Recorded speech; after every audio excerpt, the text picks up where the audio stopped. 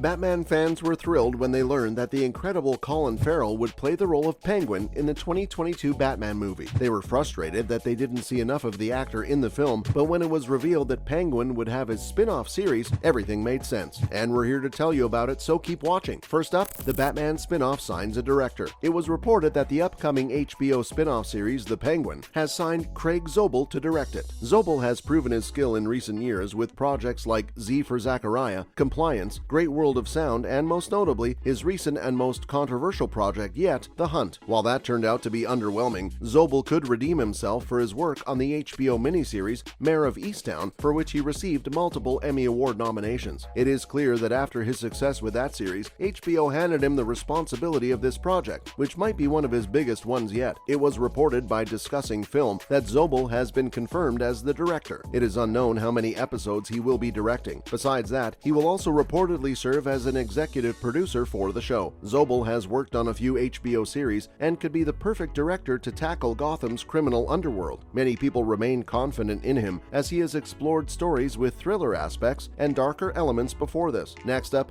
more details on the spin-off. DC fans were surprised when it was announced that Oswald Cobblepot, also known as Penguin, would be the supervillain of the 2022 Batman movie. Serving as Carmine Falcone's lieutenant, it was clear that Penguin would play a much bigger role than that sooner or later. And sure enough, it was announced that HBO Max would continue to build on Matt Reeves' Batman universe, with the Penguin spin-off being the first part of the installment. It was revealed in August that they would begin filming in February 2023 with Lauren LaFranc as the showrunner. Batman features several villains, with the Riddler being the main villain in Reeves' adaptation. We see the Riddler plans to expose the person linked to the city's corruption. Initially, Batman suspects Cobblepot after the Rata Alada clue, but he is merely a red herring. Riddler ultimately kills Falcone, leaving the city's mafia organization without a leader, and Penguin being the right-hand man of the fallen criminal boss. It was revealed that initially Reeves after this to be the narrative of the second part of the Batman movie, but Warner Brothers deemed it better to be a TV series, so that's where we're at now. Moving forward, Colin Farrell's character. Fans of the Banshee star will be excited to know that not only is he returning as an actor in the series, but he will also be an executive producer along with Zobel. When the spin-off was announced, the actor announced he was excited to continue exploring Cobblepot's journey as he rises through the darkened ranks to become the Penguin. Reeves also gave his input, told fans they could expect Penguin to have a lust for power in the series, and compared the Penguin to crime dramas like Scarface. Reeves' level of involvement with the spin-off also makes fans hope that it will have the same level as the film and might even give hints about the second part of it. Coming up, the original design for Farrell's Penguin. Many claim that Batman genuinely escaped harm after the initial designs for Colin Farrell's Penguin were made public. Even though having Robert Pattinson wear a lot of black eye makeup and having a Nirvana song playing may have been excessive, fans liked Reeves' rendition of Gotham City for its dark and dingy aspect. Not only was Pattinson's character appreciated, but many fans also loved the Penguin's depiction in the movie. With an intimidating and slightly comedic element to his character, there was still something eerie about him that worked perfectly for the Penguin. Though credit where credit is due, the prosthetics, costumes, and makeup added an extra something to the Penguin's character. However, this wasn't how Farrell was initially supposed to look. In the Batman concept art by Adam Brockbank, we see the supervillain in a simple suit. The designs show no facial prosthetics, and it seems like the decision to slather the actor in rubber came later in the production, but it was probably the best decision they made. We can't imagine anything evil about Colin in a suit, so the team made the right choices later on. Coming up, Colin's transformation. Of course, that doesn't mean that Farrell's transformation was accepted with no surprise. It took audiences a minute to realize that Farrell was underneath all those prosthetics. The actor was unrecognizable as Penguin in his detailed costume and eerie aura, but this isn't the first time villains have gone through massive transformations. Christian Bale is an amazing example, as even in his most recent Marvel movie, he stunned everyone with his unrecognizable transformation. No one could have imagined that this was the Dark Knight, which makes him an incredible actor. And he isn't the only one. Actors like Danny DeVito, Jack Nicholson, Heath Ledger, and Michelle Pfeiffer have also undergone grotesque transformations, but it seems like these major changes are a major cause of success for the movies since they help with the hype,